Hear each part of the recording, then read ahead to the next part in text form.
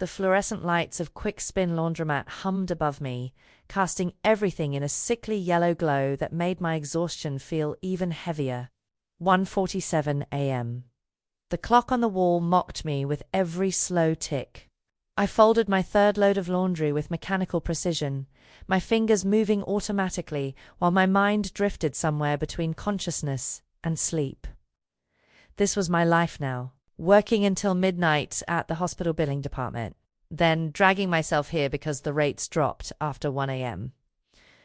26 years old and timing my laundry around discount hours. My mother would have been horrified, but Mum was gone. Dad too. 2 years since the accident that took them both and left me with a younger brother to raise and college tuition, I had no idea how to pay. I pulled one of Carlos's hoodies from the dryer, still warm, and pressed it against my chest for just a moment. He was 19 now, pre-med at State, brilliant, and completely unaware of how many extra shifts I worked to keep him there. That's how I wanted it. The bell above the door chimed softly. I looked up, expecting another exhausted soul seeking cheap wash cycles. Instead, I froze. The man who entered didn't belong here. Not in this rundown laundromat with its cracked tile floors and machines at 8 quarters.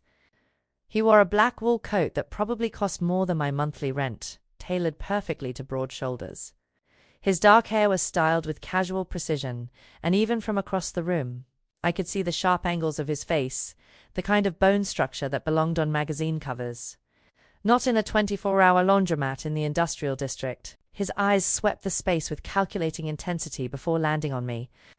Dark, almost black, and so focused it made my skin prickle with awareness. He didn't look away. Didn't pretend he wasn't staring, he just watched me, as if I were a puzzle he was determined to solve. I dropped my gaze back to my laundry, heart hammering for reasons I didn't want to examine. Rich men didn't come to places like this. Not at 2 a.m., not ever. He moved to the machine beside mine, completely empty, and stood there, still watching me in his peripheral vision. I could smell his cologne now. Something expensive and subtle. Cedar and something darker, more dangerous. Finish folding. Get out. Go home. But my hands had slowed, hyper-aware of his presence. The air felt thicker, charged with something I couldn't name. The door burst open with such force it slammed against the wall. 3 men entered, their laughter cutting through the quiet hum of machines. They wore hoodies despite the warm spring night, hands shoved in pockets, moving with the swagger of people who'd never been told no. The tallest one's eyes locked on me immediately, and my stomach dropped. "Look what we got here," he said, voice thick with something that made my skin crawl. Pretty girl, all alone. Past midnight, too. I straightened, clutching Carlos's hoodie like a shield. "The laundromat is open 24 hours, that right?" He moved closer, his friends flanking him. "Then you won't mind some company?" "I mind," I said, proud that my voice didn't shake. "I'm just finishing up. Don't rush on our account." He was close now. Too close. I could smell beer and cigarette smoke. "Why don't you give us your phone? Wallet, too. Make this easy." Fear flooded through me, cold and sharp. My phone was in my back pocket, my wallet in my purse by the folding table. I glanced toward the door, they were blocking it. "I don't want trouble," I managed. "Too late, sweetheart." His hand shot out, grabbing my arm and twisting it behind my back. Pain exploded up my shoulder. I cried out, trying to pull away, but his grip tightened. "Let go of me." "Not until you." He never finished the sentence. The man in the expensive coat moved like violence made fluid. One moment he was standing by the empty machine. The next he had the tall one's wrist twisted at an impossible angle, forcing him to release me. The crack of bone was audible. The attacker screamed. His friends lunged forward. What happened next took less than 60 seconds, but it's burned into my memory in perfect, terrible detail. The stranger didn't just fight. He dismantled them. Efficient, brutal, controlled. A strike to the throat. A knee to the ribs. Movements so precise they spoke of training, of experience, of a man who'd done this before and would do it again.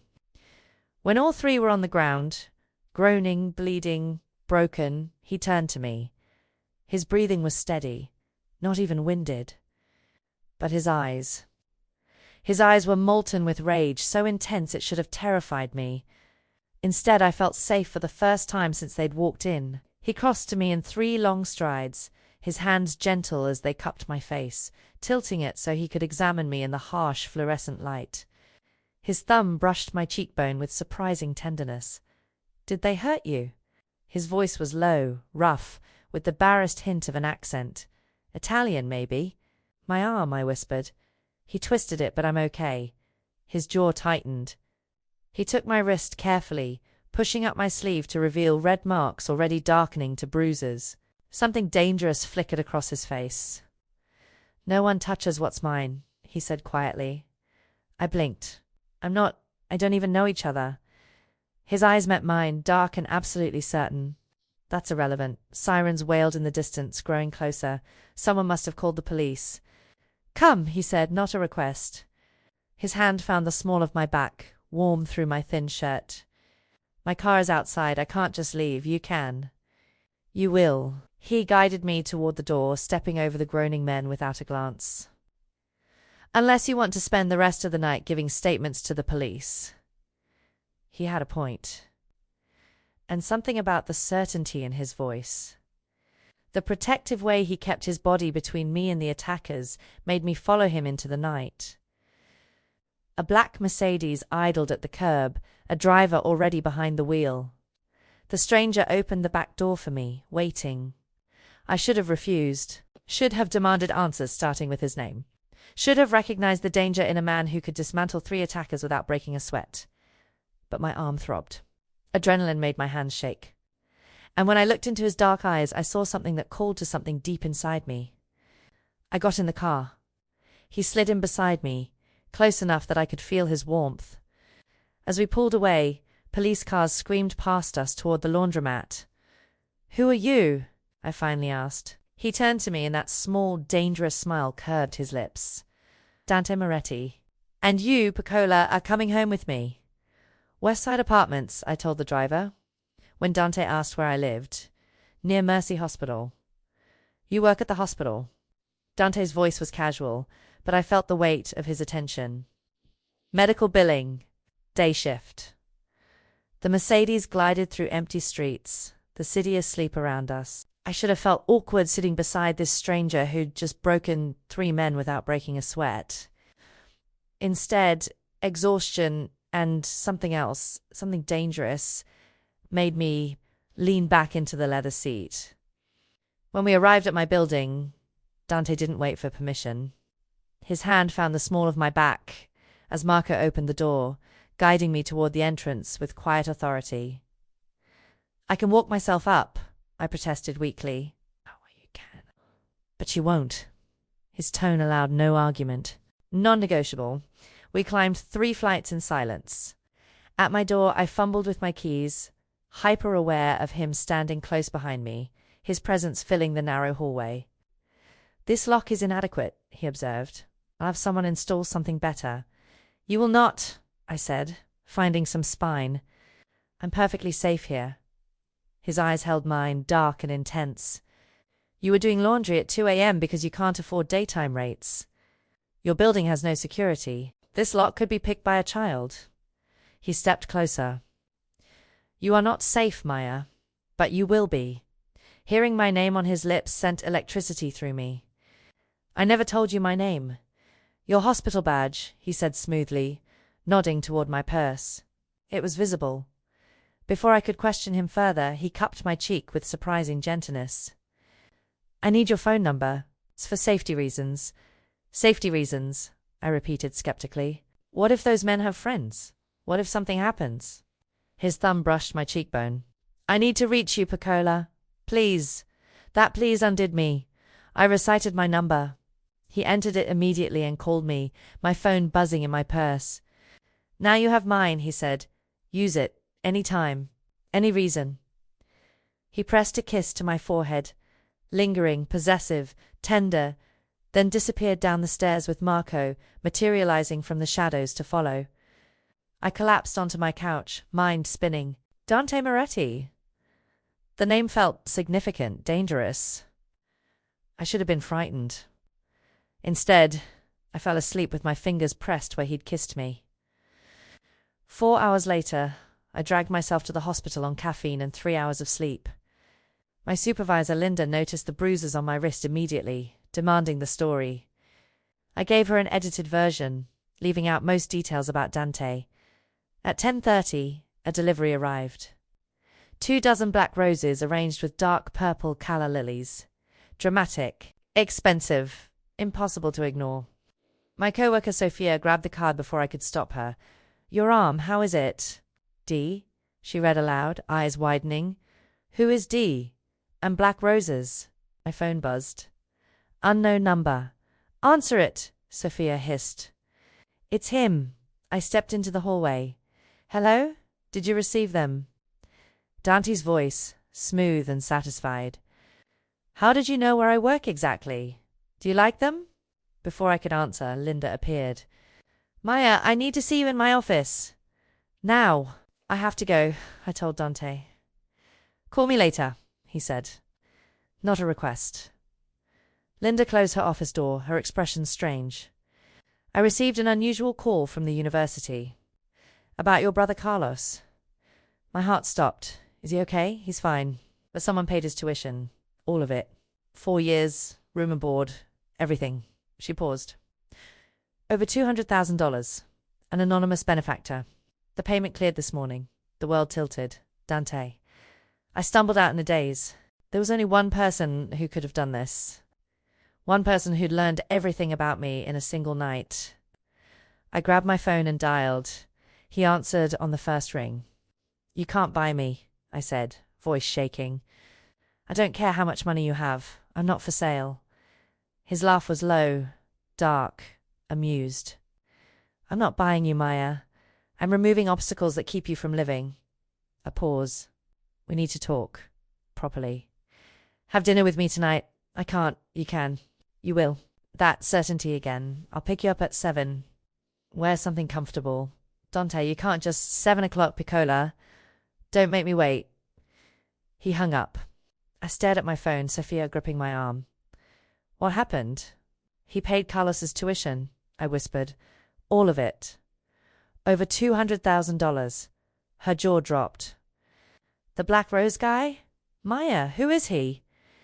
"I don't know." That was the terrifying part. I don't know anything about him, except that he'd saved my life, except that his kiss had burned itself into my skin, except that he'd just erased the burden that had been crushing me for 2 years. Dante Moretti had bought my brother's future in less than 12 hours. And tonight, I'd have to face him and figure out what he wanted in return. Because nothing came without a price. I'd learned that lesson too many times to forget it now. The question was, could I afford what Dante Moretti was offering? Or more accurately, could I afford to refuse? I spent the entire day rehearsing my speech, professional, firm, grateful, but clear.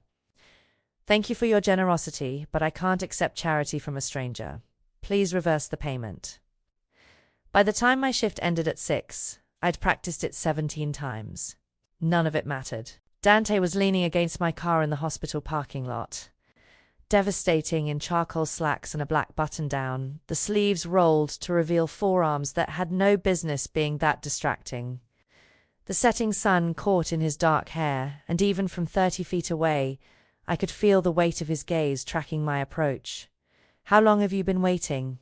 I asked, stopping a careful distance away. 3 hours. He said it like it was nothing. "You get off at 6. I wanted to be sure I didn't miss you." 3 hours. Standing in a parking lot. Waiting for me. "We need to talk about the money," I said, forcing steel into my voice. "I can't accept you can't return it," Dante interrupted gently. "The payment is anonymous. Legally irrevocable. Even if you wanted to refuse, the university won't allow it. Your brother's education is secured." He pushed off my car, closing the distance between us. "It's done, Maya." Frustration and something dangerously close to tears burned in my throat. "You can't just buy me, Dante. That's not how this works." his hand came up to cup my cheek, thumb brushing away a tear I hadn't realized had fallen. I'm not buying you, Piccola. I'm removing obstacles that keep you from living. His eyes held mine, dark and earnest. You work 2 jobs. You do laundry at 2 a.m. to save money. You sacrifice everything for your brother. When do you get to breathe? That's not your concern. It became my concern the moment those men touched you. His voice dropped, dangerous and possessive. Everything about you is my concern now. I should have argued. Should have walked away. But I was so tired of carrying everything alone, and Dante Moretti was offering to share the weight. Have dinner with me, he said. 1 meal. If afterward you still want to refuse my help, I'll respect your wishes. A pause, his eyes holding a promise we both knew was a lie. I just want to talk. Every instinct screamed danger. But exhaustion and curiosity and that traitorous warmth in my chest when he looked at me made me nod. 1 dinner, I agreed. Then we established boundaries. His smile was slow, satisfied, predatory. Of course. Marco drove us out of the city, through suburbs I'd only seen from bus windows, to a private road flanked by towering iron gates. Security cameras tracked our approach. A guard waved us through with a deference that made my stomach tighten. The Moretti estate sprawled across manicured grounds, all glass and stone and modern lines, beautiful and intimidating in equal measure. Water features flanked the circular driveway, their gentle sounds at odds with the very visible security presence. You live here? I breathed. It's home, Dante said simply, helping me from the car. His hand found the small of my back again, that possessive touch becoming familiar. Come, let me show you. Inside was even more impressive. Soaring ceilings, minimalist furniture that probably cost more than my annual salary, art that belonged in museums. Staff appeared and disappeared like ghosts, their eyes averted but their movements practiced. A woman in chef's whites nodded to Dante, and I caught the flash of something in her expression. Not fear exactly, respect mixed with caution. The kind of deference reserved for people with real power. Dangerous power. Dinner was set on a private terrace overlooking gardens lit by subtle landscape lighting. Just 2 place settings, candles flickering between us, the city lights distant and unreal below. Your family business, I said, as we ate cuisine I couldn't name, but that melted on my tongue. What exactly do you import? Dante's lips curved slightly. Various goods. Wine, olive oil, Italian specialty items. He sipped his wine. My father built the company from nothing. I'm working to expand it, modernize our methods. It was a careful answer. Too careful. And when his jacket shifted, I caught the glimpse of a leather shoulder holster, the dark weight of a gun nestled against his ribs. My breath caught. Dante followed my gaze and didn't bother hiding it. I have enemies, Maya. Men who would use any perceived weakness against me. His eyes held mine. That includes people I care about. Is that what I am? I whispered. A weakness. You're everything, he said simply. Which makes you both my greatest strength and my most dangerous vulnerability. The honesty should have sent me running. Instead, it rooted me to my chair, caught between terror and fascination. Stay tonight, Dante said quietly. Just to talk.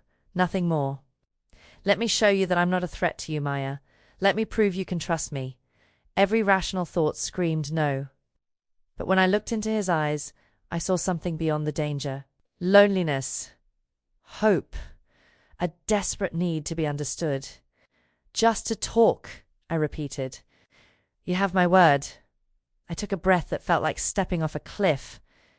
Okay, I'll stay. The smile that transformed his face was worth any risk, any consequence. I just didn't know yet how high the price would climb. Dante's home office was nothing like I'd imagined. Floor-to-ceiling windows overlooked the gardens.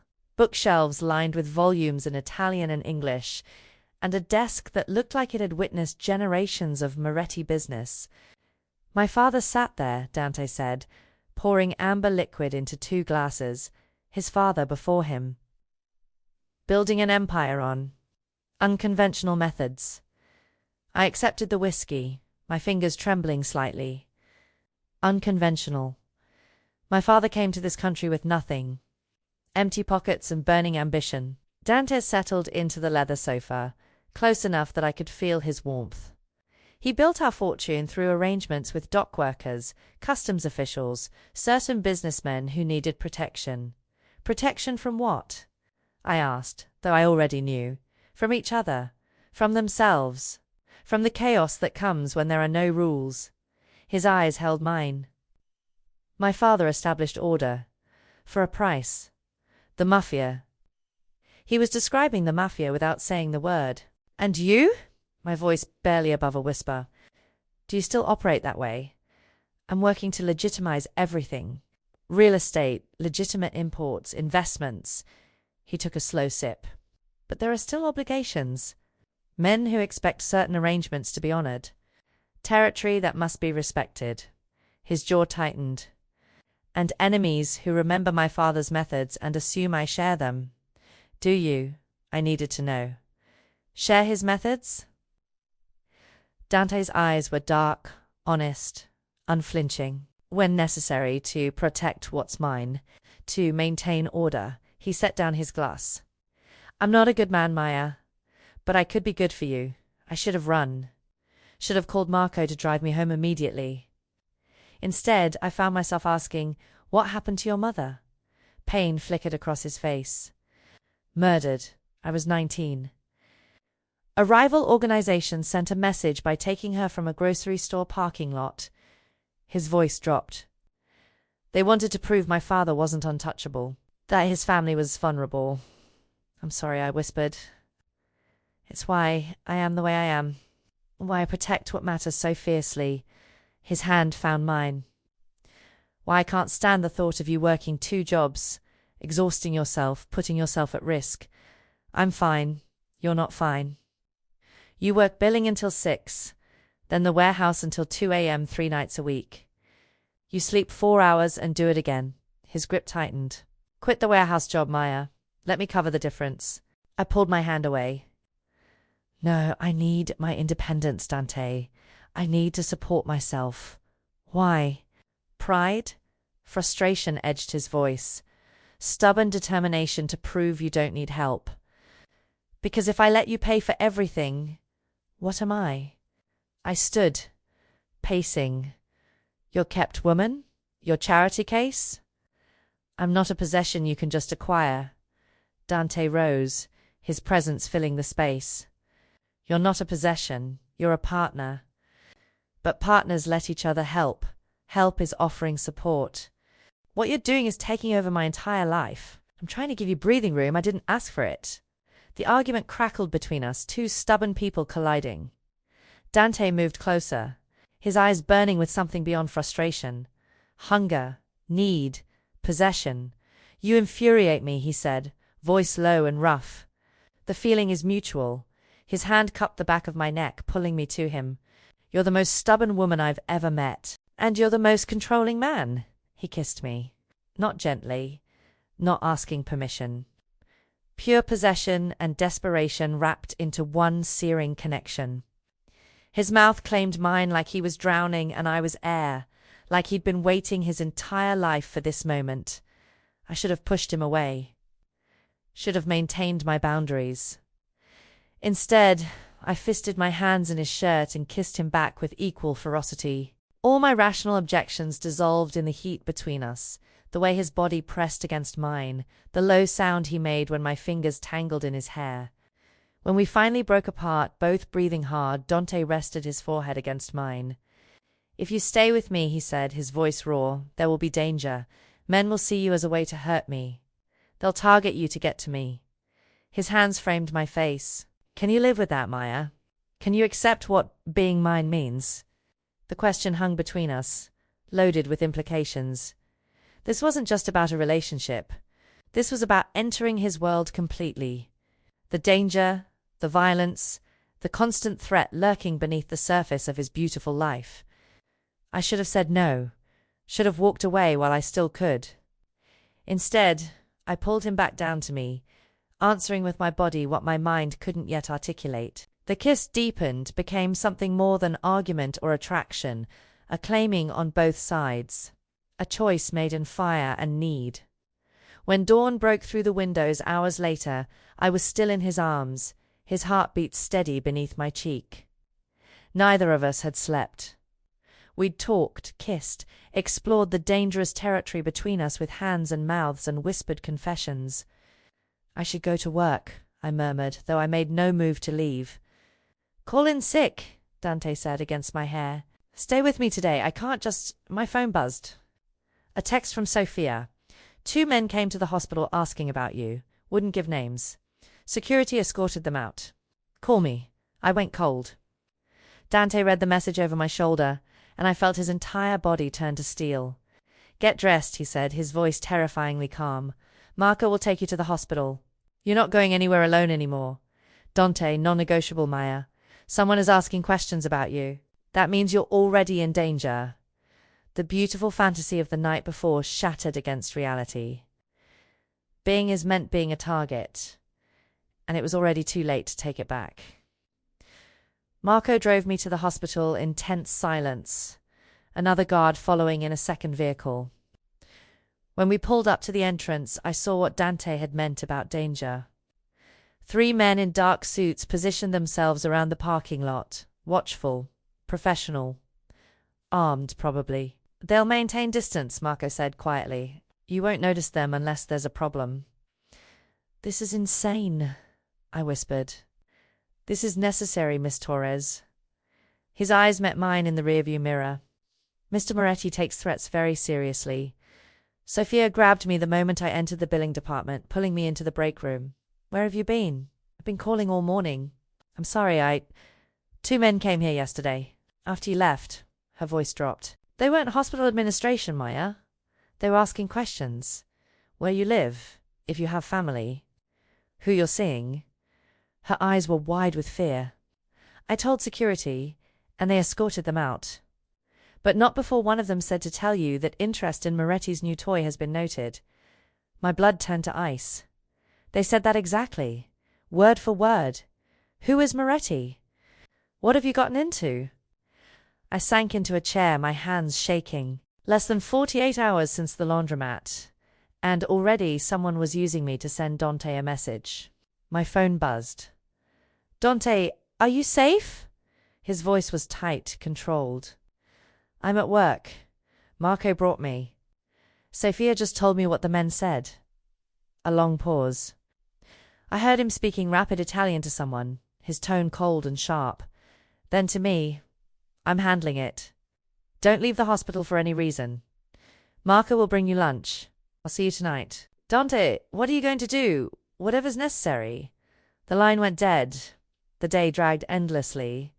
I couldn't focus on billing codes or insurance claims. My mind kept returning to Dante's voice, the steel beneath his words. Whatever is necessary. What did that mean? What was he capable of? Marco appeared at noon with lunch from an expensive Italian restaurant, fresh pasta, bread, a salad that probably cost more than my usual meal budget. I picked at it while Sophia watched with worried eyes. You should stay with me for a few days, she offered. Until this blows over. I don't think it's going to blow over, I said quietly. When my shift ended, Marco was waiting. The drive back to the Moretti estate, because I couldn't go home now, couldn't risk leading danger to my building, felt longer than it was.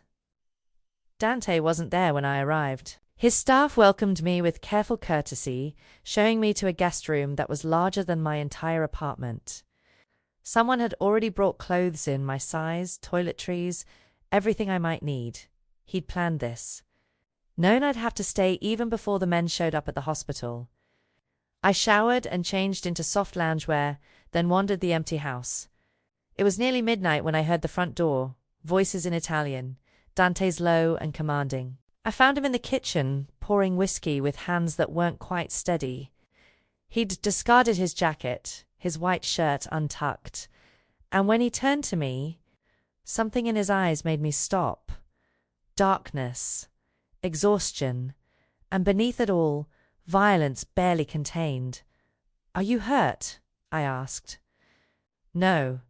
He downed the whiskey in one swallow. But they won't be asking questions about you anymore. Ever. I moved closer, and that's when I smelled it. Beneath his cologne, faint but unmistakable. Gunpowder. Smoke, something metallic that made my stomach turn. Dante. What did you do? He set down the glass carefully.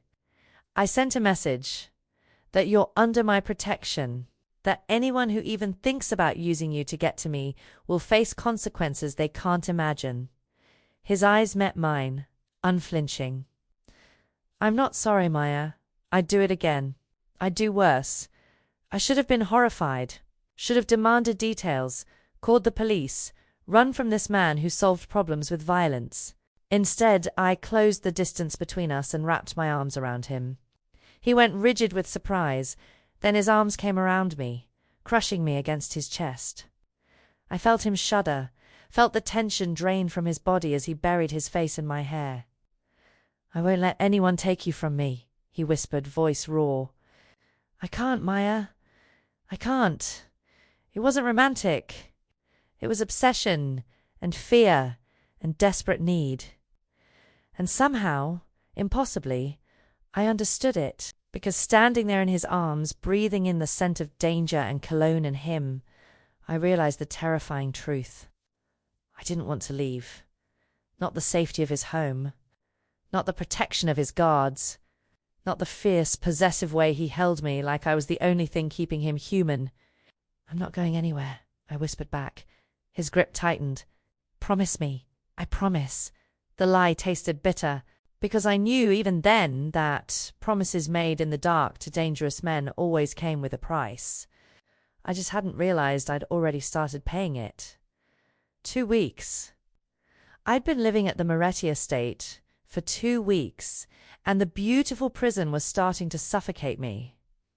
Dante was attentive, passionate, generous beyond measure. But he was also relentless in his protection. Marco drove me everywhere. Guards followed at careful distances. When I mentioned wanting to pick up more clothes from my apartment, Dante sent someone to pack everything and move it to the estate. I hadn't agreed to move in. It just ... happened. You're safe here, Dante said each time I protested. That's what matters. But safety was starting to feel like captivity. It came to a head on a Tuesday evening. I was reviewing my hospital schedule when Dante mentioned, almost casually, that he'd spoken to my supervisor. About what? I asked, ice forming in my stomach. Your hours. You're working too many shifts. I suggested they reduce your schedule to 3 days a week. I set down my phone very carefully. You did what? You're exhausted. Piccola. 3 days is more reasonable. You had no right. My voice shook with fury. That's my job, Dante. My career. You can't just call my boss and rearrange my life. His jaw tightened. I'm trying to take care of you. I didn't ask you to. I stood, pacing the bedroom that had become mine but didn't feel like mine. I didn't ask for guards following me. I didn't ask to move in here. I didn't ask you to manage my work schedule like I'm a child who can't make my own decisions. After what happened, after those men came looking for you, you think I'm going to let you exhaust yourself working unnecessary hours? His voice rose to match mine. You're a target now, Maya. Because of me. The least I can do is ensure you're safe and rested. The least you could do is ask me what I want. Tears burned my eyes. I'm not your possession, Dante. I'm not something you can just lock away and manage. I'm protecting you. You're suffocating me. The words hung in the air, sharp and cutting. Dante's face went carefully blank, that dangerous control sliding into place. What do you want me to do? He asked, his voice too quiet. Let you walk into danger? Pretend I don't know there are people who would hurt you to hurt me. I want you to let me breathe, I said, exhaustion replacing anger. I want to feel like a partner, not a prisoner in a golden cage. Something flickered in his eyes. Pain, maybe. You want to leave. I want to think. Alone. In my own space. I grabbed my purse. I'm going to my apartment. Maya, are you going to stop me? I challenged. Physically keep me here. His jaw worked, muscles flexing. No, but Marco drives you. And guards remain posted outside your building. Fine, it was a compromise I could live with. For now, my apartment felt smaller than I remembered. Empty. Silent.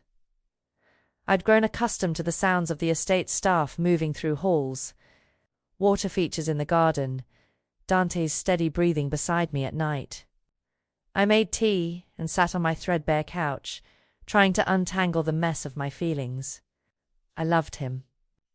That was the terrifying truth, but love couldn't mean losing myself completely. At 2 a.m., a knock startled me. I checked the peephole and my heart clenched. Dante stood in my hallway, looking more vulnerable than I'd ever seen him. No jacket, shirt wrinkled, hair disheveled. Like he'd been running his hands through it for hours. I opened the door. "I can't sleep without you," he said simply. I tried. "I can't." "Dante, you're right." The words seemed to cost him. "I've been controlling, overprotective, treating you like something to be managed instead of a woman capable of making her own choices." He stepped closer. "But the thought of something happening to you, Maya, ... It breaks something in me. I can't be rational about your safety. I'm not asking you to stop protecting me," I said softly. "I'm asking you to trust me, to let me have a say in my own life." He nodded slowly. 3 days at the hospital. Your choice which days. But Marco still drives you, and guards remain nearby. Okay, you keep your apartment. Come and go as you please. The estate is yours if you want it, but I won't force you to stay. Okay. And double quotes. He swallowed hard. "I'll try to ask before I act, to discuss instead of decide." I reached up to cup his cheek. "That's all I need. Partnership, not possession. Can I stay tonight?" His voice was rough. "Here, in your space. Let me hold you without the estate, without my world surrounding us." I took his hand and led him to my small bedroom. We lay on my full-size mattress that was nothing like his king, in an apartment that could fit in his bedroom, and somehow it felt more intimate than any night at the estate. "I love you," Dante whispered into the darkness.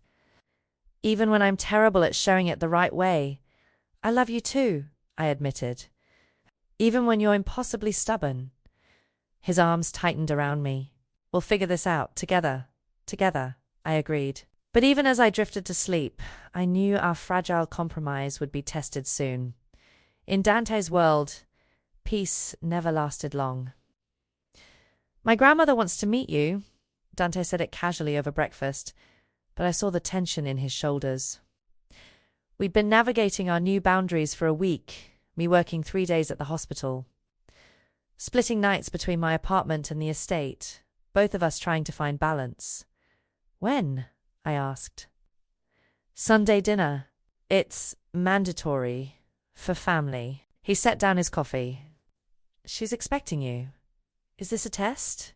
"With Nona, everything is a test." A slight smile.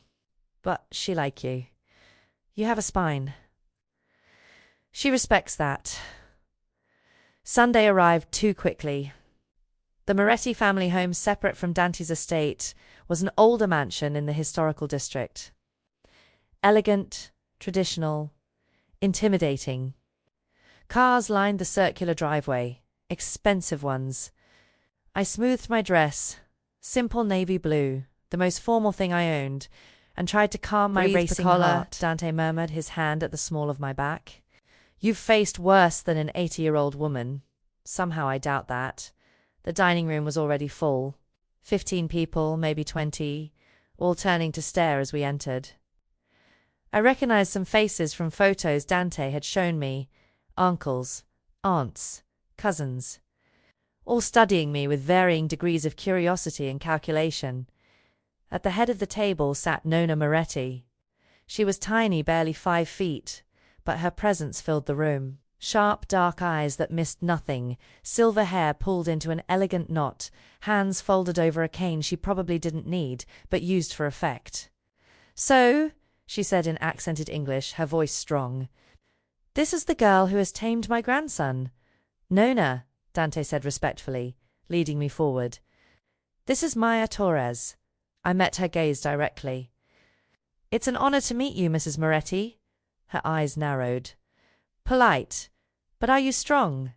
She gestured to the empty chair beside her. "Sit. Let me look at you properly." Dante reluctantly released me. I sat, hyper-aware of every eye in the room tracking my movements. "Your parents?" Nona asked. "Dead. Car accident 2 years ago. Siblings?" "One brother. Carlos. He's in college. Who pays for this college?" I hesitated. Dante had made it anonymous, but lying to this woman felt dangerous. An anonymous benefactor. Her lips twitched. Anonymous. "Of course." She turned to Dante. "You couldn't be subtle if your life depended on it." "Some things are worth being obvious about," he replied. Nona returned her attention to me. "You work at the hospital, medical billing, but you want to be a nurse, yes?" How did she know that? "Yes, ma'am. I'm taking classes." "Good. A woman should have her own purpose." She leaned closer, her voice dropping. "My grandson is powerful, dangerous, rich. Most girls would see only those things. What do you see?" I thought carefully. "See someone who's lonely, who's trying to honor his father's legacy while building something better, who's terrified of losing the people he loves, so he holds on too tight." I met her eyes. "I see a man worth loving, even when he's difficult." Silence fell across the table.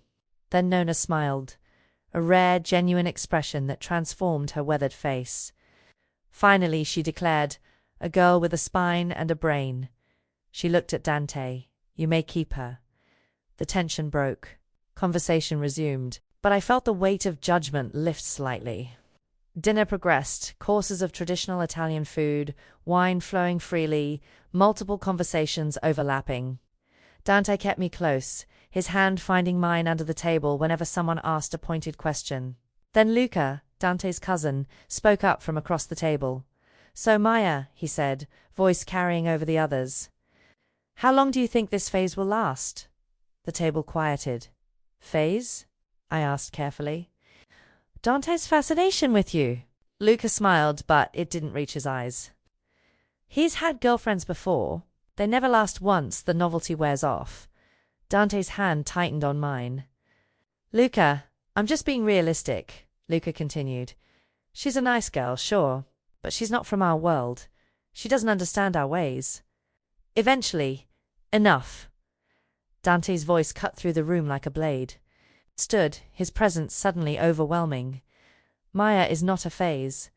She's not temporary. She is permanent." His eyes swept the table, cold and absolute. "Anyone who disrespects her disrespects me. And we all know what happens to people who disrespect me." The threat hung in the air, unmistakable. Luca's face flushed, but he nodded curtly and looked away. Nona watched the exchange with sharp eyes, then tapped her cane. "Sit, Dante. Your point is made." Later, as guests began leaving, Nona pulled me aside. A grip on my arm was surprisingly strong. "It's different with you," she said quietly. "Softer but stronger. That's rare. Precious." Her eyes held mine. "But understand, child, you've claimed a dangerous man's heart. That makes you both powerful and vulnerable. There will be people who resent you, who see you as a threat." "Like Luca," I said. "Especially like Luca." She patted my hand. "Watch him. And watch yourself. Love in our world comes with a price." As Marco drove us home, I couldn't shake Nona's warning. Or the look in Luca's eyes, humiliated, resentful, dangerous. I'd passed Nona's test, but I'd just made an enemy. The hospital was quiet on Tuesday night, my late shift, 3 p.m. to 11 p.m. I was finishing paperwork when my phone rang. Unknown number. "Hello? Maya Torres?" The voice was distorted, mechanical. "We have your brother." My blood turned to ice. "What? Carlos?" "He's with us. If you want him alive, you'll come alone to the address I'm about to give you." No police, no Dante. Just you. Where is he? Let me talk to him. Warehouse District, 1247 Polk Street. You have 30 minutes. Come alone, or we start cutting pieces off him.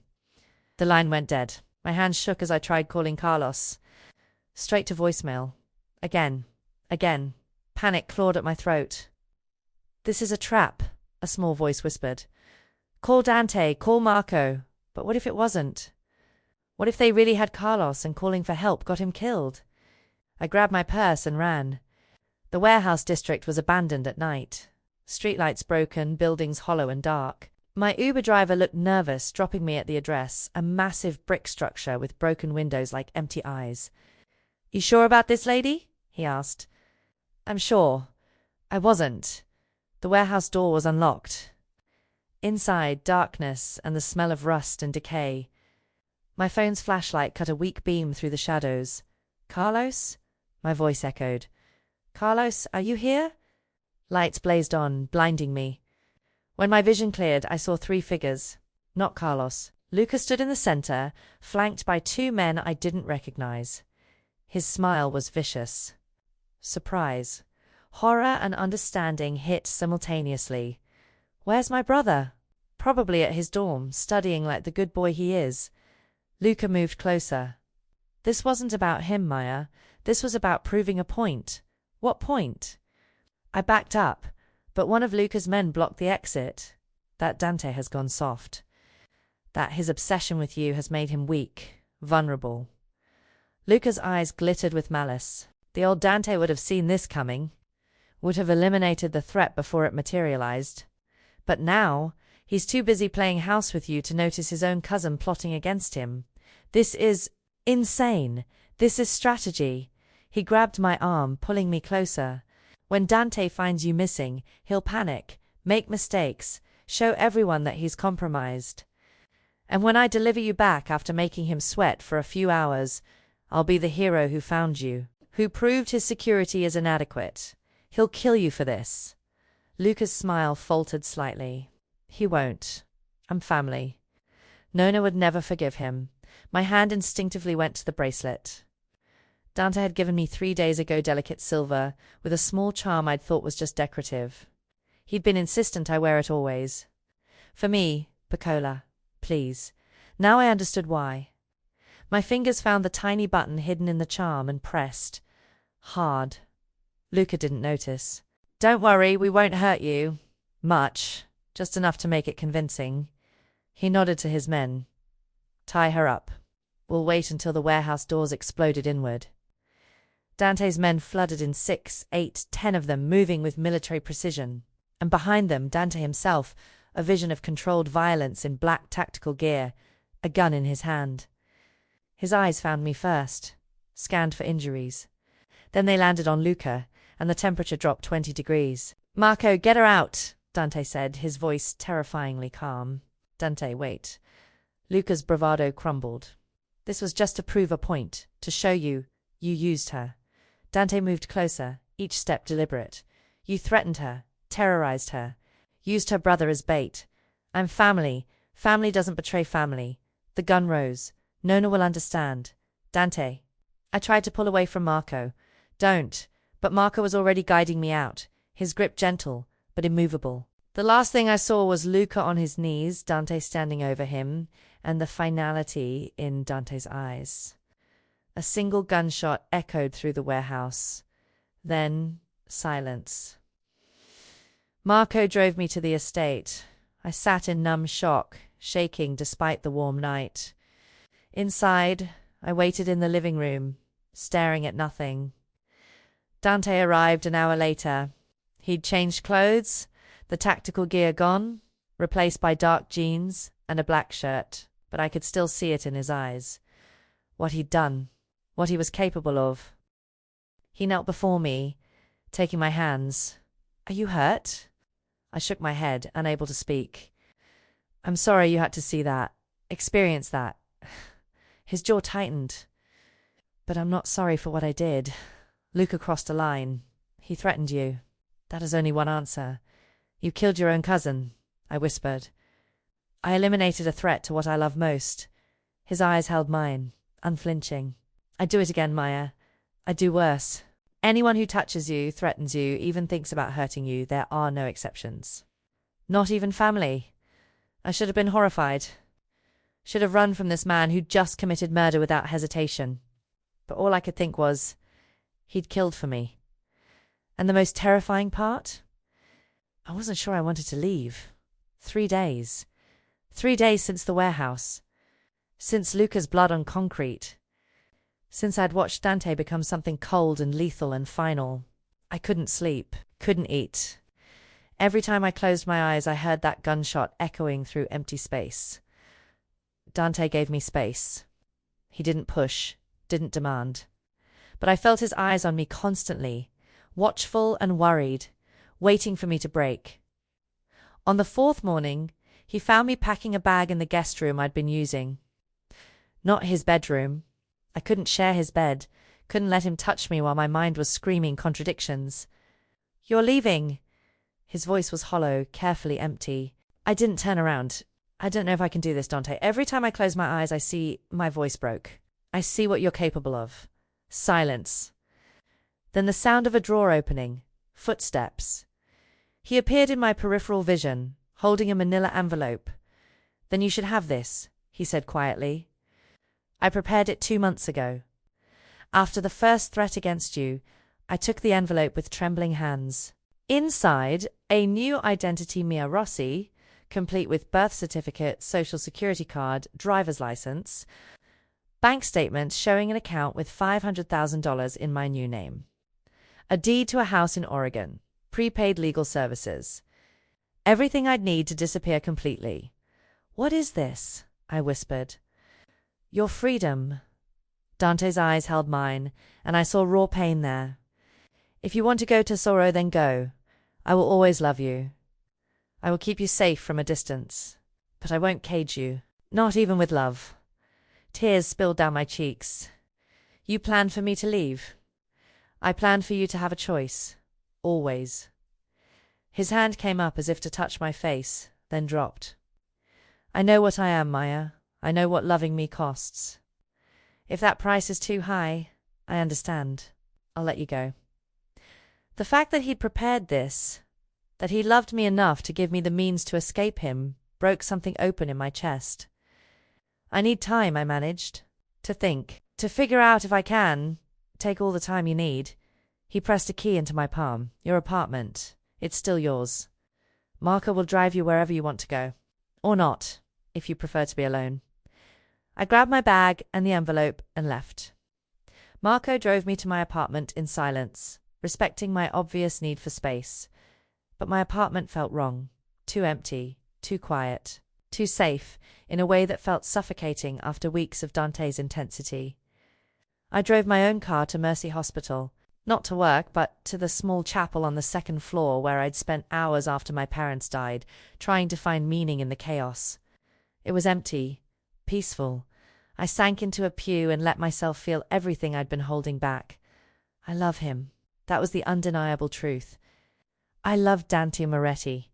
Dangerous, violent, possessive Dante who'd killed his own cousin to protect me. But can I live with what he is? I stayed there for hours wrestling with the question. And slowly, clarity emerged. I wasn't afraid of Dante.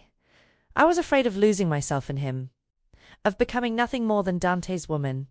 Of my dreams and independence dissolving into his overwhelming presence. But that was a fear I could fight. A boundary I could maintain.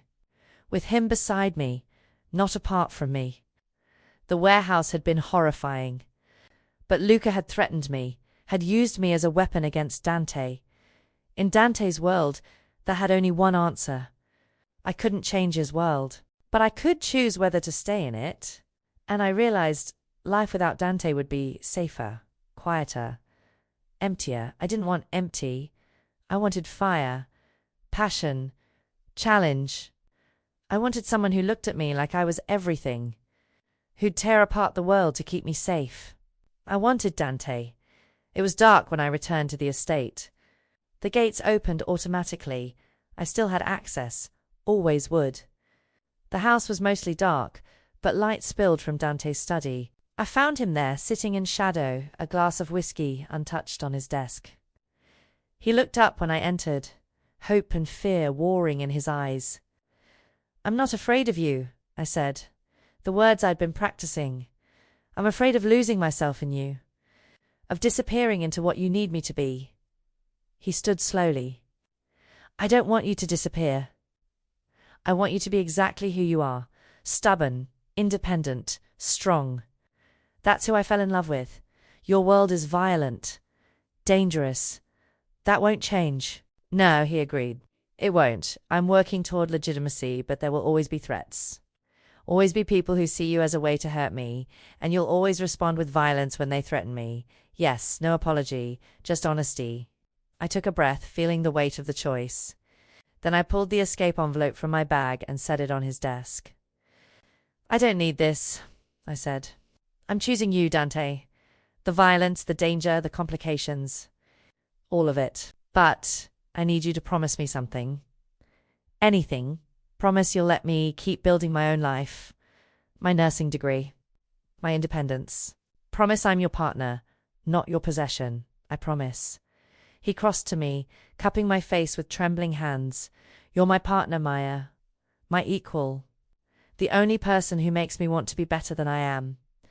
I kissed him then, choosing him with my mouth and my body and my whole heart. I'd made my choice. For better or worse, I was his, and he was mine. The acceptance letter arrived on a Tuesday morning. Maya Torres Aranide passed my licensing exam on the first try. I found Dante in his study, already on his third conference call of the morning.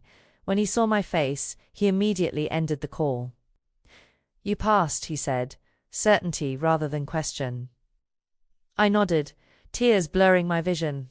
"I'm officially a registered nurse." He crossed the room in 3 strides and pulled me into his arms, his pride palpable. "I never doubted you for a second, Piccola, that night." He gave me a gift. Keys to a newly renovated clinic in the neighborhood where I'd grown up. "Torres Community Health Center," the sign read.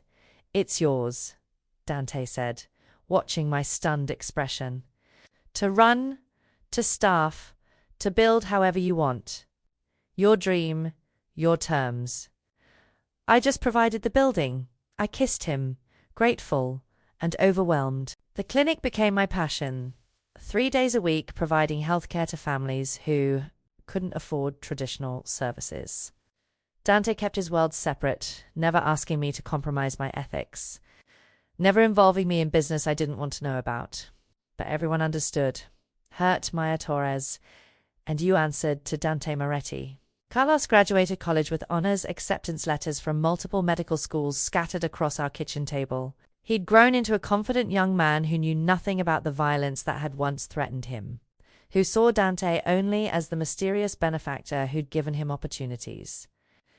"He's good for you," Carlos said one Sunday over dinner at the estate. "You're happy, Maya. Really happy.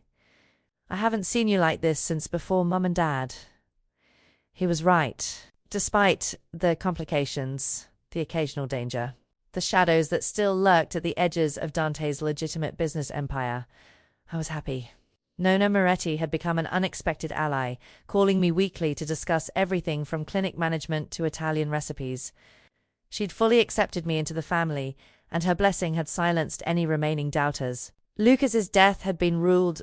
Self-defense witnesses confirmed he'd been involved in organized crime, that he'd kidnapped me, that Dante had acted to protect his fiancée.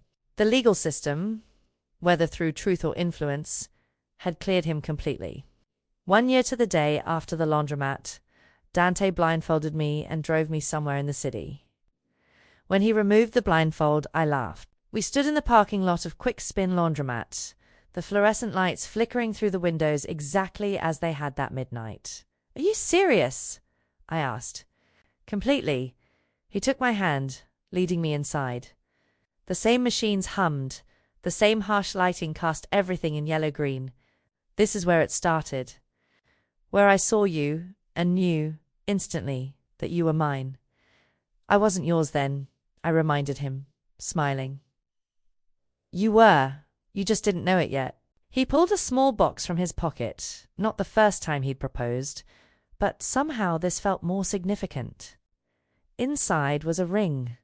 Not the engagement ring I already wore, but a wedding band, simple platinum with an inscription inside. "No one touches what's mine. Marry me," Dante said. "Properly. In front of everyone. Make it official that you're mine and I'm yours. We're already engaged," I pointed out. "I want more than engaged. I want you to be my wife, my partner, my everything." His eyes held mine, dark and intense and completely certain. "I want the world to know that Maya Torres chose me, despite everything. That she saw all of me and decided I was worth loving." Tears spilled down my cheeks. Yes. Of course, yes. He slipped the band onto my finger beside the engagement ring, then pulled me against him, kissing me with the same desperate possession as that first night in his study. He murmured against my lips. "Yours." I agreed. "But you're mine too, Dante Moretti. Don't ever forget that." His smile was brilliant. Transformative. Never. 6 months later, we married in Nona's garden. Small ceremony, close family and friends only.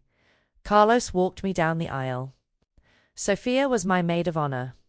Marco stood as Dante's best man, breaking his stoic silence to crack a joke during the reception that made everyone laugh. As we danced under string lights, Dante's arms around me. I thought about the terrified girl who'd been folding laundry at 2 a.m., who'd been drowning in debt and exhaustion, who'd felt invisible and forgotten. Dante had seen her, had claimed her, had changed everything. "What are you thinking?" he murmured against my hair. "That 1 year ago 3 men walked into a laundromat, and you broke them to protect me." "I'd do it again," he said without hesitation. 1,000 times over. I know. I looked up at him, this dangerous, beautiful man who'd somehow become my home. "That's why I love you."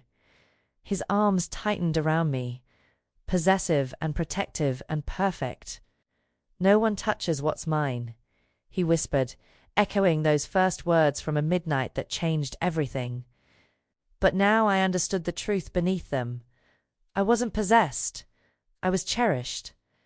Claimed, yes, but I'd claimed him right back. And that made all the difference.